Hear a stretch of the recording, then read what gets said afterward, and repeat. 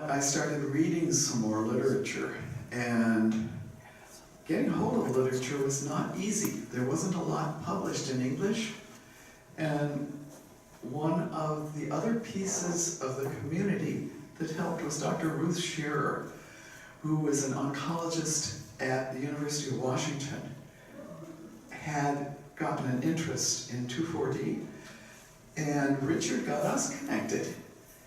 And she was at the university, and she would have these papers translated from other languages for us. And so I had access all of a sudden to a whole lot of literature that nobody else in the country had access to because it was translated for me.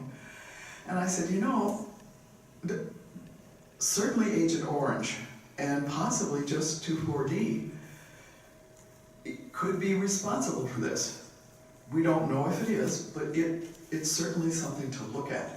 And so the next call I made was to CDC, and I spoke to Godrey Oakley, who was the head of the birth defects division at CDC.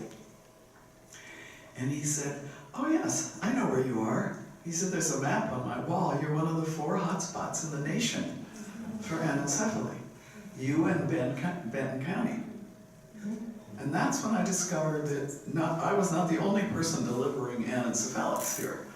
And there was one that I think Peter Cookson delivered, and then there were 2 that I heard about that were home births, that were buried when they were, after they were born and died. They were buried. And I started thinking back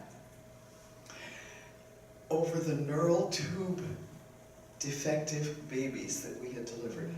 We delivered an anencephalic, I delivered an anencephalic child. That's a child that has no conscious brain, they kind of look like a frog. Now, the incidence of these malformations is tiny.